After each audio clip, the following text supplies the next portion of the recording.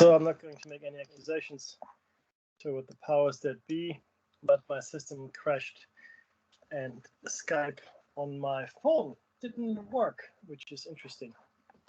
Now you can catch the cave on air, online, and on your smart device.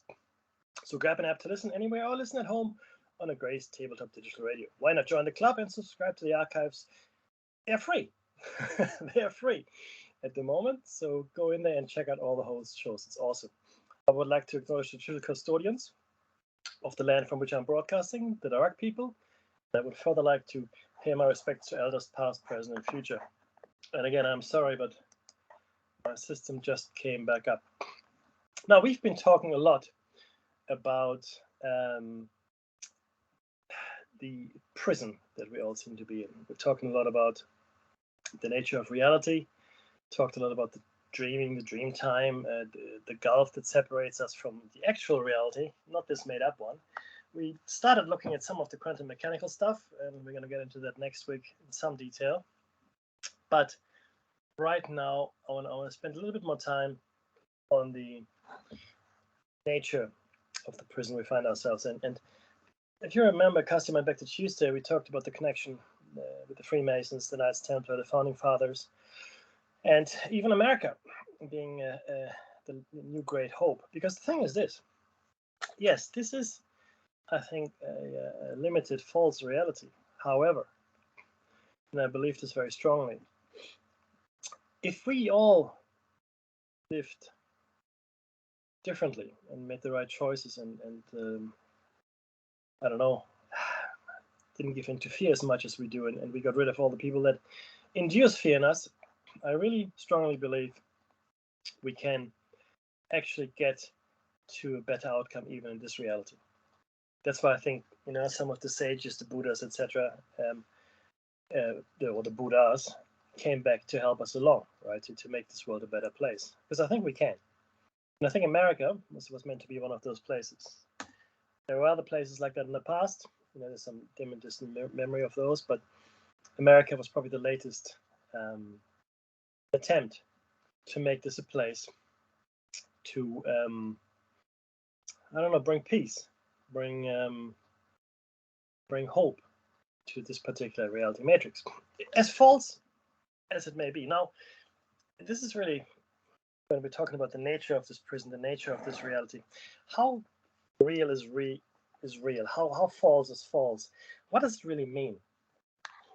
So we need to look at this from the perspective of layers.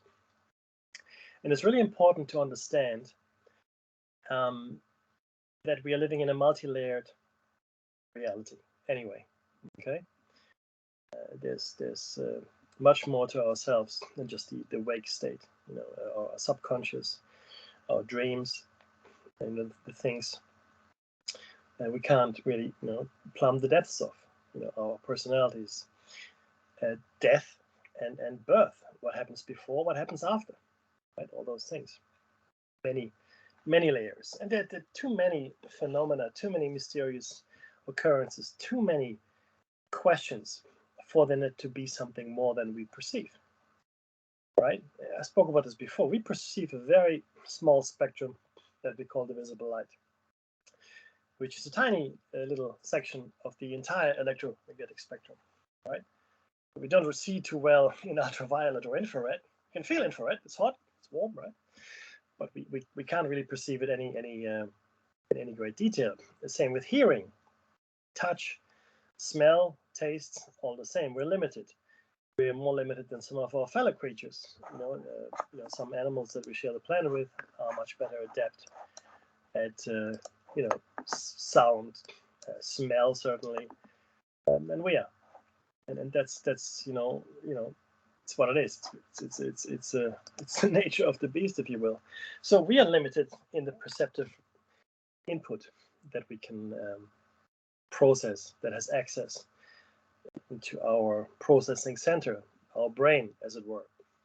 And not only that, then we are also subject to filters. So, of all the sensory inputs that we do get, we have our upbringing, our biology puts filters on that small part of perception on top of the limited input that we get. So we get limited input, And on top of that, we get the filters. And I gave you the gorilla example that walks, through people passing two colored balls. It's astounding how quickly and how easily our primary sense, for those that are sighted, vision, is fooled. Right? We can fool all our senses very easily. In fact, our sense of touch, or temperature, I should say, can't tell the difference between really, really, really cold and really, really, really hot. It feels the same to our nerve endings. It's no difference, right? It's really fascinating when you think about it. So, okay, so that's where we are. What do I mean by multi-layered reality? So I believe that we have the capacity to see and be much more than we are. I don't think our limitations are natural. I don't think the limitations that we are experiencing every day all our lives are our natural state of existence. And I say this because we dream, and we dream quite a lot. In fact, if we didn't dream, we, probably wouldn't be very healthy. And if we don't get enough sleep and dream time, it's likely that we would get sick and die. There have been experiments done on this, and it's been conclusively proven that we do need sleep. Makes no sense from an evolutionary point of view, sleep. Makes no sense. Most creatures sleep. Most. Not all, but most. But again, from an evolutionary point of view, sleep makes no sense. I mean, okay, you recharge your body, I guess, but why not evolve a body that doesn't need sleep? I think sleep is critical for us to exist in this reality. And if we didn't have sleep, which I liken to our little 1 hour exercise in the prison yard, we would likely go insane. So as we dream, we enter, not all dreams, some dreams, we enter higher realities beyond this one.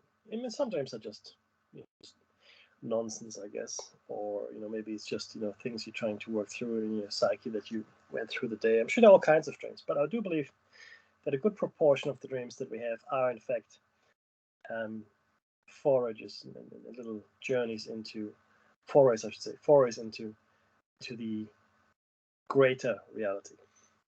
Because again, if you have one of those dreams, one of those lucid dreams, one of these dreams that feels so real, even if it doesn't make any sense when you wake, when you sleep, right? While you're dreaming, the dream makes perfect sense, 100%. There's no doubt in your mind that what you're dreaming is it's perfectly reasonable. And that's because, in my opinion, your ability to process information, to understand connections and meaning is greatly enhanced compared to what you normally experience in your biological body. So the mind is free, and it can understand and experience a lot more. And that's, I think, our natural state of existence.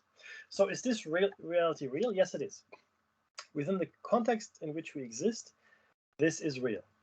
And the damages that you do to yourself on a spiritual level, certainly, are real enough, right? So this reality is real. The next reality, if this is an inelegant way of putting it, but it's more real. And by more real, I simply mean we are able to experience it more fully.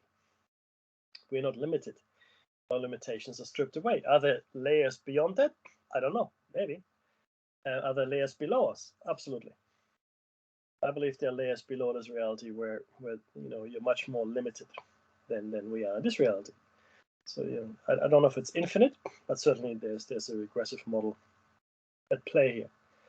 Now we're captured here, though. We're caught here, and why we're caught here, I'll get to once we talk about quantum mechanics. The deeper reason, though, I still haven't figured out. It's the mechanism as to how we kept it. That's fairly clear now, and we're going to talk about reincarnation and quantum decoherence and all of those wonderful things in due course. But the ultimate why as to why we're here in the first place, I'm not entirely sure. Did we come here by accident? Were we lured here? Is this some kind of elaborate game or holiday? or study field trip that we somehow got caught in? Are we like those students that get lost in the woods and just keep wandering around, not knowing how to get out of the forest? They're surviving well enough, but lost nonetheless, trying to figure out how to get out, and maybe after some time forgetting that you're lost, forgetting that there's a world outside the forest. And I think that's where we are. If we are in fact lost, then I think we've forgotten where we belong. But there's this deep-seated uneasiness, I'm sure some of you feel, otherwise you probably wouldn't be listening to the station, that drives us to the concepts of Plato's cave, or the matrix, black iron prison, things like the panopticon, and they find their expression in these ways. Our culture is littered with artifacts that question the nature of reality, that make us go and look further. You can't escape it once you start. Once you see it, you can't escape the other minds before you that have tried to figure out what it all means. And it is really sad to see that those of, I guess, us, maybe not so much us, but those that beat the cycle of reincarnation and are in fact functionally immortal or long-lived, are now so institutionalized they can no longer conceive of escape. They can no longer conceive of getting out of here. It's beyond them to try to achieve it even. It's a terrible, terrible thing to be in that state of mind where this is becoming a reality, and not only that, it is a reality that you will cling to at all costs. And it damages you. It has damaged them.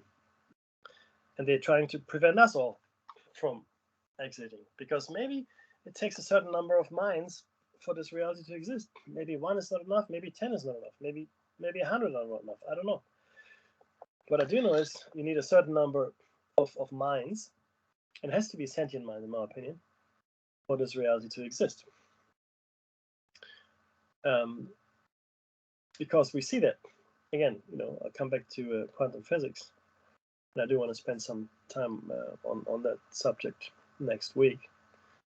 But we are caught here because we are forcing reality to collapse into the one outcome.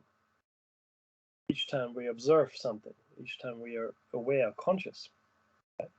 And there's always someone conscious in this universe, in this reality matrix. And not just one, but many, a multitude of creatures that are conscious and observing at any given time. What is interesting, though, right, is that we're driven down a certain path with this reality. There's no flux. There's a rigidity to it. There is a predictability, even, if you will, right? And we seem to have chosen the path of feudalism in many ways. The ones that have become institutionalized, they're like our feudal overlords, parasites living off of our hard work in this reality, because this reality doesn't have to be the way it is. It is the way it is because we're pushed down a certain path every day of our lives. Fear is a driver, ignorance is another driver, right? Fear and ignorance, and the inability to free yourself and to lift yourself higher than the rest of all of us, I guess, and to see further. In fact, anyone that sees further, anyone that has these visions of a better, of a more gentle world, of a world that is maybe more equal and less brutal, that person usually ends up on a cross. Well, that's just a cross, but dead, imprisoned,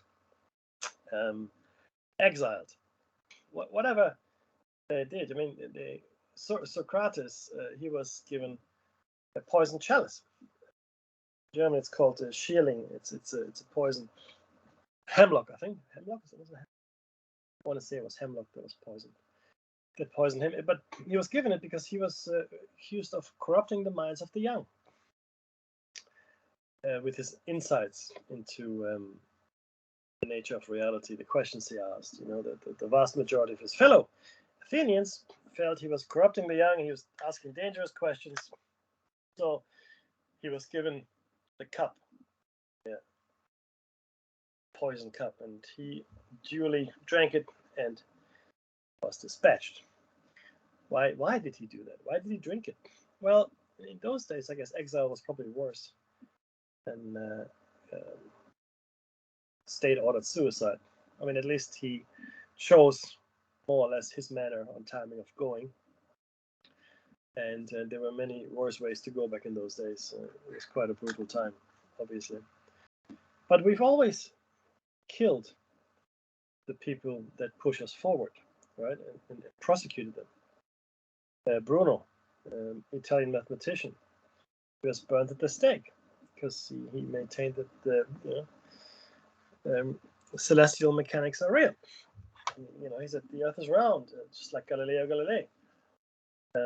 Except Galileo Galilei was smart enough to state that no, in fact it wasn't. That's how he escaped his execution. But Bruno was not quite as lucky. We've always found ways to get rid of the people that push us out of our comfort zone. In our present state, in our biological incarnation, it is clear that change is the greatest evil we can imagine.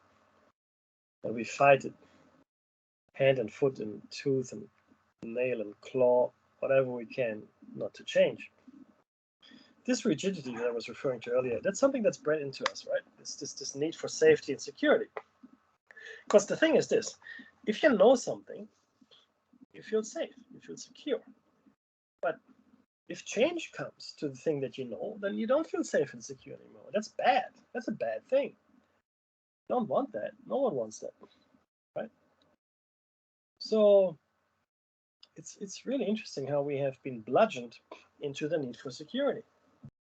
For the longest time, people were ignorant, not because it was their fault, but because they were being kept ignorant. Only very few here and there societies lifted their heads above the rest, attempted something, more.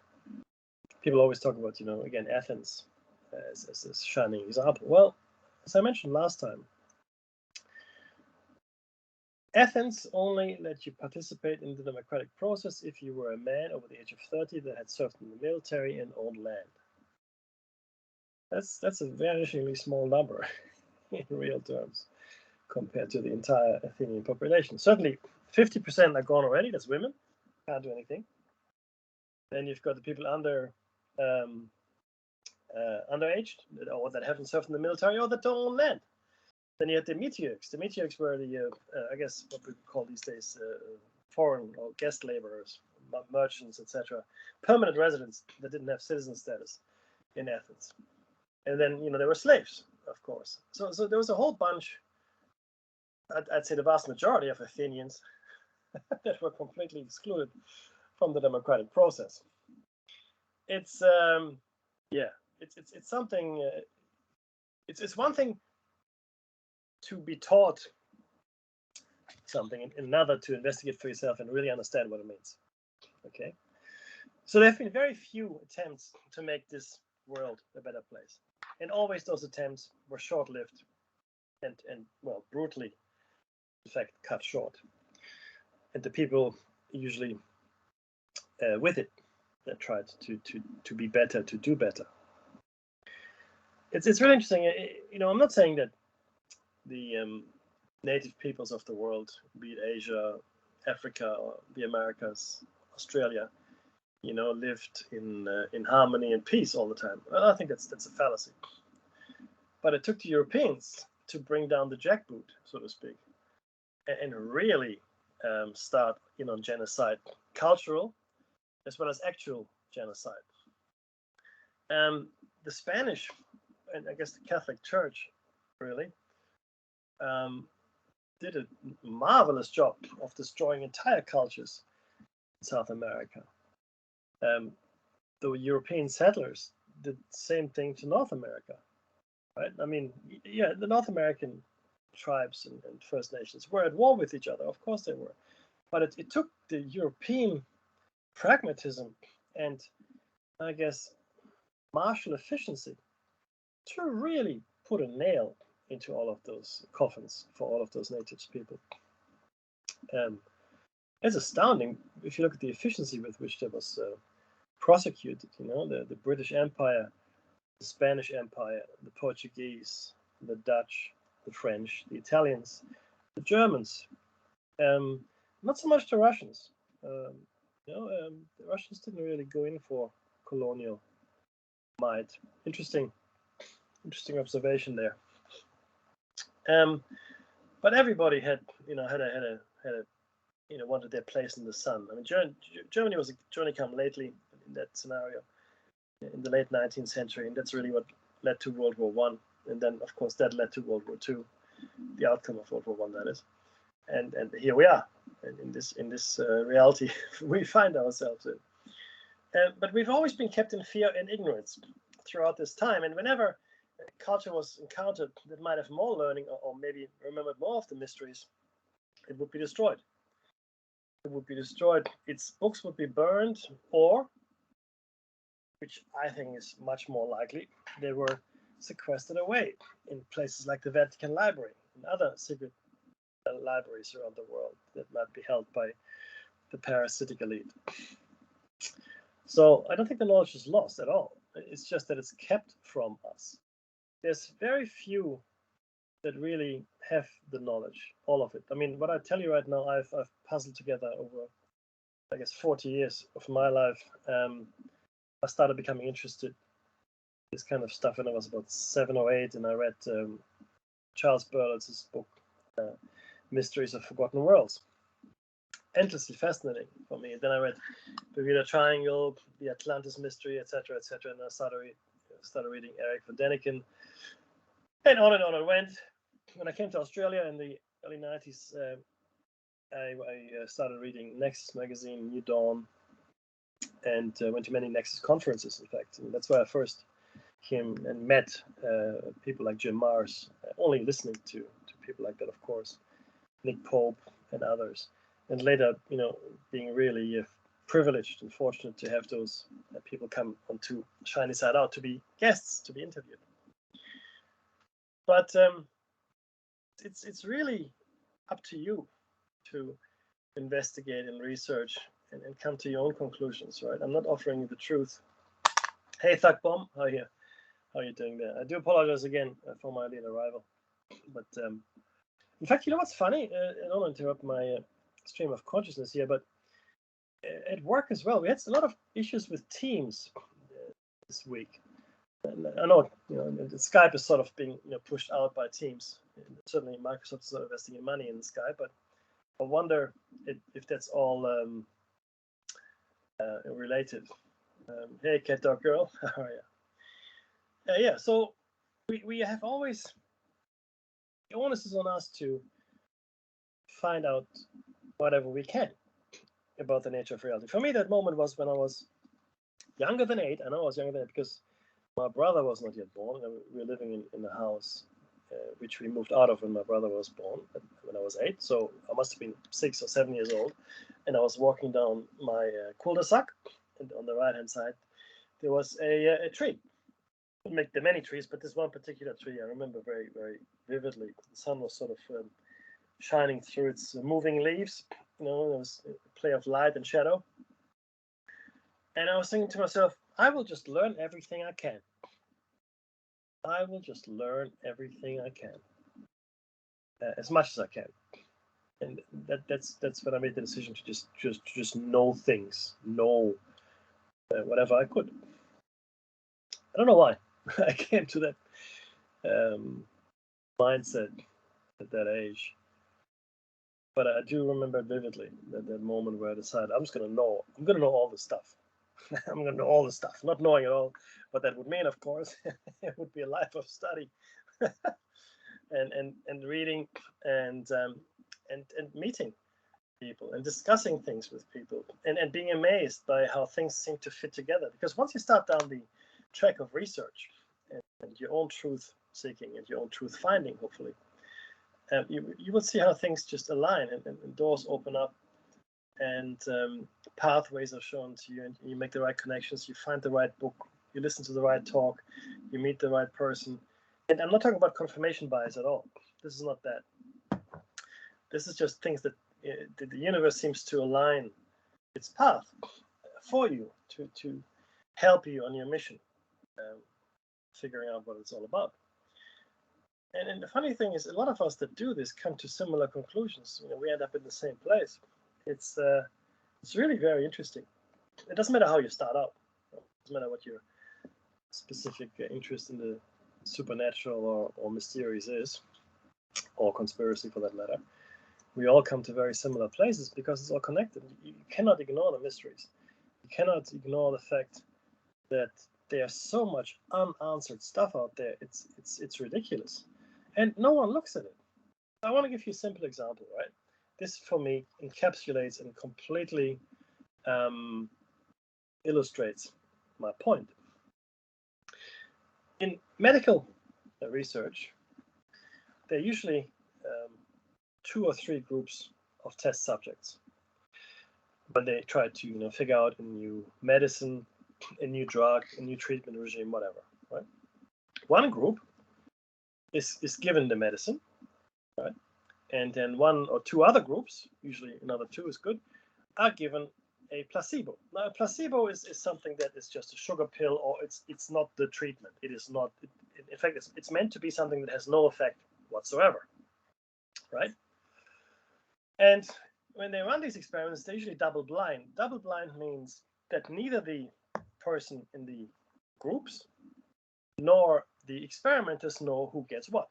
So if you're the experimenter conducting the experiment, you don't know if you're giving a sugar pill to the patient or, in fact, the actual medicine you're trying to test. And that's done so that you can't, your patients or your test group subjects can't pick up on any subtle clues that you might leave unconsciously. So while you might not tell them that you're getting a placebo, you're getting the medicine, that would be stupid, of course, but your body language can't give it away either. Right? So there might be subtle clues if you knew that you're giving the real medicine, where the patient could pick up on that and they figure, oh, you're giving me the real medicine. Aha, I see. So so it's double blind. What they found is this, though, right? They found a statistically significant number of patients in the test group or test groups that received placebo also get better. So this is not just a couple of people that you can just dismiss, 1%, 2%, whatever. This is a fair chunk of the people that are given a sugar pill for this example's sake, and get better. They didn't get the medicine, they didn't get the new treatment, they didn't get the drug, they just got a sugar pill, but they get better. They call this the placebo effect. Now, what it means essentially is that your body, thinking it is getting medicine, is essentially healing itself. Right? That's what it's doing. It's healing itself. How? Oh, it's the placebo effect. Right. So how does that work? No, you don't understand. We've given it a name. It's called the placebo effect. It's this little box over here now, Mackie. Now shut up. Because no one is really studying this. So we should be studying the medicine. We should be studying why people are getting better without the medicine, thinking they're getting the medicine. Mind over matter, right? I mean, isn't that what? Doesn't that blow your mind? You're in a control group. You're given the sugar pill, and you're getting better because your mind thinks you're getting the medicine. No, it's a placebo effect, Mackie. Wow, and that's that.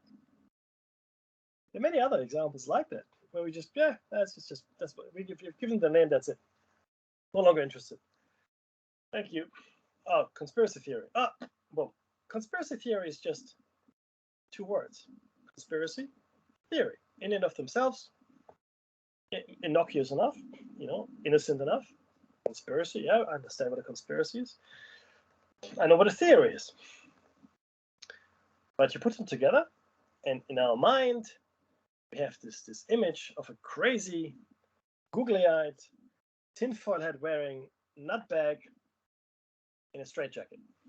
Well, maybe not the listeners on this station, but certainly the vast majority of the population.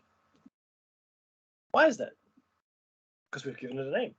If somebody questions consensus reality, if somebody questions the status quo, if somebody has the audacity to suggest that the government doesn't have your best interest at its heart, you're a conspiracy theorist.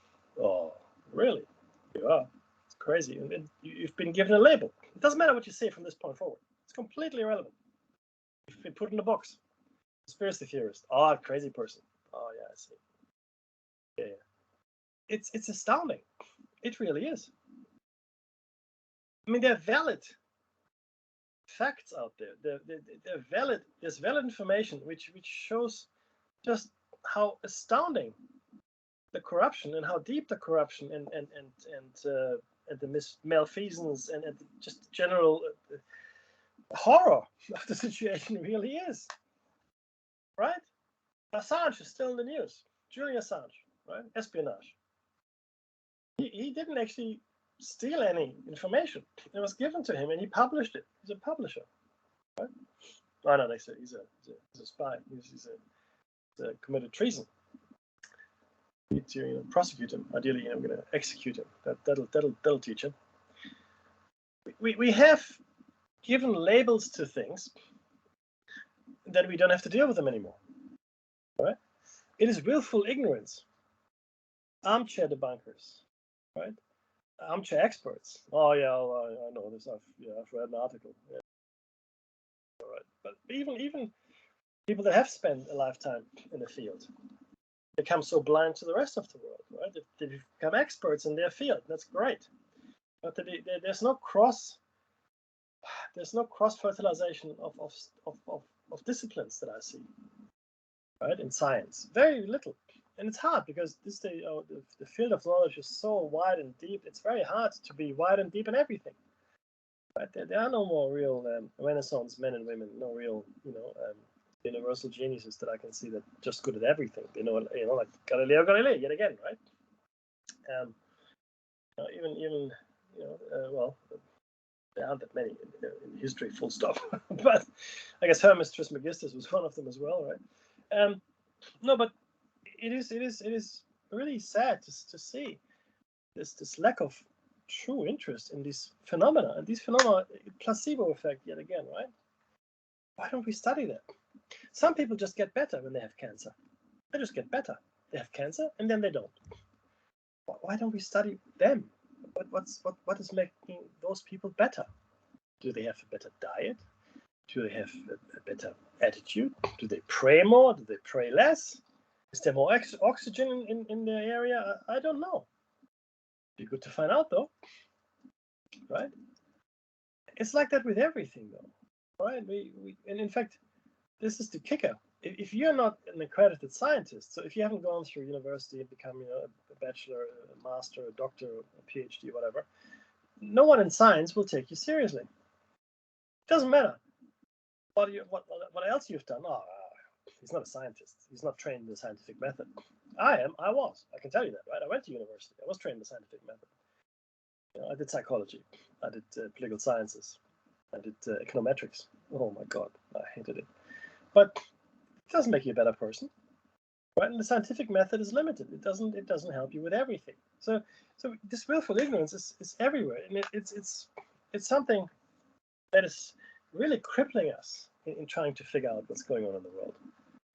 Right? We bow our head to the experts. Can I tell you that Schliemann, the guy who found Troy in now Turkey, was an amateur. He was an amateur. He read the Odyssey, and he figured, oh well, the Odyssey says, this was written by Homer, 2,000 or 3,000 years ago, and it says the city of Troy should be here. So he went and he started digging, and lo and behold, he found it. Amateur. He wasn't a trained scientist. Nope. John Anthony West was excluded from the debate with Mark Lehner, Zahi Hawass, and Robert Schoch when they were discussing the age of the Sphinx. Why? Because he wasn't a trained and accredited scientist, but it was his finding. Right? He called Robert Schoch, who was a Harvard geologist, in to date the Sphinx for him. He did. But I watched the scientific debate. He wasn't allowed. He wasn't allowed to be part of it.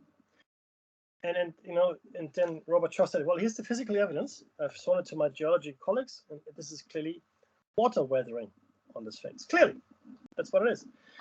And Mark Lehner says, yeah, but so what? Where's the other evidence? Where's the written evidence? Where the pottering shards for these civilizations that are meant to have existed 13,000, 14,000 years ago? Where's that? And that was it. He dismissed it. I mean, the Sphinx is there. It's not like it's not there, right?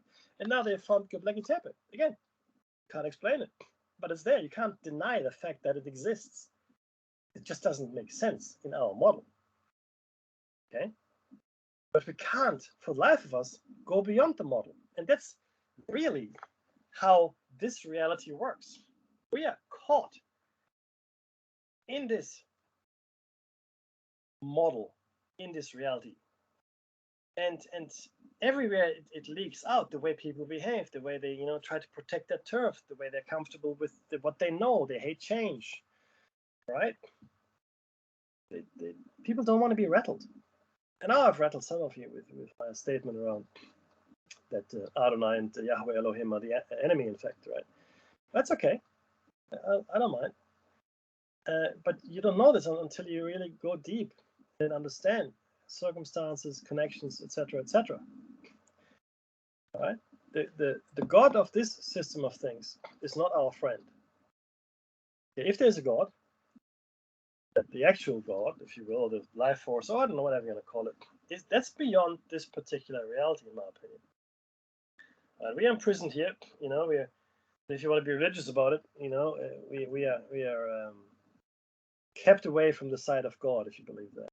The actual one, again, if you believe that, by a demiurge, a false deity that keeps us here for whatever purpose. And I'm not a big religious person. I have faith, but I'm not religious. And I just want to be free. I want to be in the greater reality. I want to be able to explore the multiverse, right? I want to be able to go beyond our limitations. And I know they're massive, these limitations. But the thing is, we don't even see that. Most of us don't even realize these limitations are going down to our very biological makeup. The very physical laws that are in existence in this universe. Right? The way our biology is configured, again, 2 eyes to the front. Okay?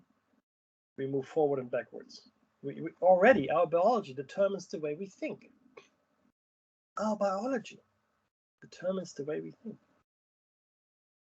Imagine if you had a biology that was omnidirectional. No real up or down, left or right, nothing like that. Just omnidirectional.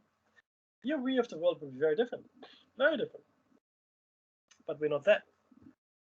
Right? We're extremely limited. We're extremely handicapped. We are handicapped. I think that's probably the best way to describe it. We're all handicapped in a way, right? Differently able.